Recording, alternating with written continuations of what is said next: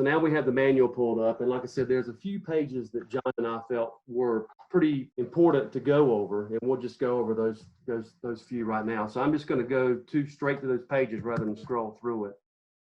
I wanted to talk about input power conditioning.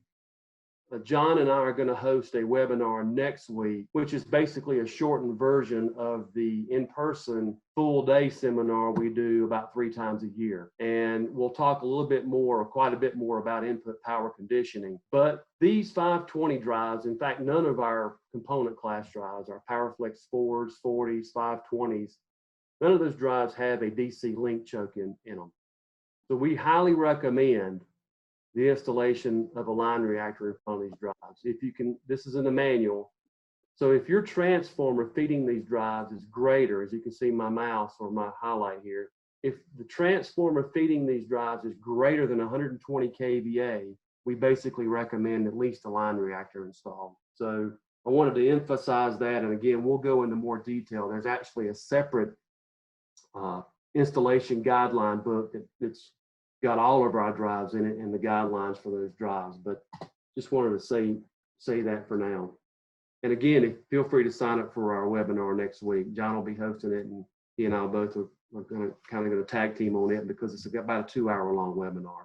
So I'm going to go to page 38 in the manual, and I don't know if anybody's got some of the older 523s, but there's a difference.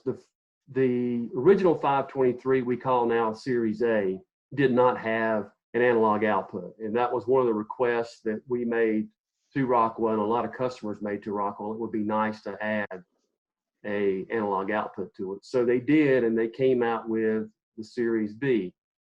The Series B, as you can see, has an analog output here. And they've added these little jumpers down here at the bottom to designate whether your analog input or your analog output is 0 to 10 or 4 to 20. So if you go back to the Series A, you'll see that jumper's not there. You just basically wire, because it didn't have an analog output, you just wired to the 0 to 10 or 4 to 20 volt input. So I'm going to go to the 525, which is my demo is set up with a 525 drive. You'll see there's quite a few more terminal blocks. The 525's got 7 digital inputs, where the 523 only has 5. And the 523 only had 1 relay output. As you can see, the 525 has 2, and it also has 2 24 volt opto outputs and built-in safe torque off. So there's quite a bit more I/O on board the 525 drive. And to make things easy, and I think this gets overlooked quite a bit, is we actually have wiring diagrams for the drives and for the terminals. And if you notice, I'm going to specifically come down here to an analog input. This manual is the 523 manual and the 525 manual. So there will be some parameters in here that are specific to the 525 only, and those will be noted obviously in the parameter number.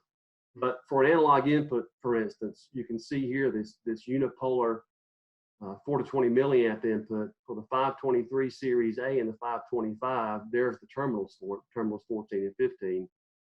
And for the 523, the new one, the Series B, is 13 and 14 instead of 14 and 15. So every drive you buy today, if you're buying a 523, this started, I think it happened about 1.5 years, 2 years ago. All the 523s now are Series B, but if you are replacing an old one that happens to be a Series A, you'll just know that this is what's going to happen. So there's several pages of wiring, I/O wiring for the drives using internal supply, external voltage supply, and so forth. Another thing that we thought might be interesting, or at least good to point out, inside the manual, because a lot of people don't have access to a laptop to get out to a drive. A lot of people just have to use the keypad. So there on page 65, there is a basic startup parameter group. So you can just go through these parameters. You can print this out, or you can take the manual out with you to the machine if you printed the whole manual out, and go through these parameters. It's basically the basic setup for the drive. And it's essentially the exact same thing that we do when I go through the startup wizard. these will be the parameters that we'll go through, and the startup wears it on CCW. And there's just, it goes from parameter 30 to parameter 53, I believe. Yeah. One other point to note in the manual is, I don't know if a lot of people, I felt like this might be worth mentioning, but a lot of people have had a long history with Allen Bradley drives. And we used to make this 160 drive, which was basically developed as a contactor replacement. You power in the top and power out the bottom, just like you were feeding a starter or contactor. So we have an adapter plate for the frame A and frame B 525 drives or 520 drives, where you can pull out this 160 or even replace an existing contactor today and not have to rewire your entire panel if you don't have wires long enough to reach all the way down to the bottom. You can put this adapter plate in here, you mount the adapter plate, and then mount the drive, and those wires from the top are already pre-wired in this adapter plate. The other thing I wanted to mention is, we talked about the power module and the control module.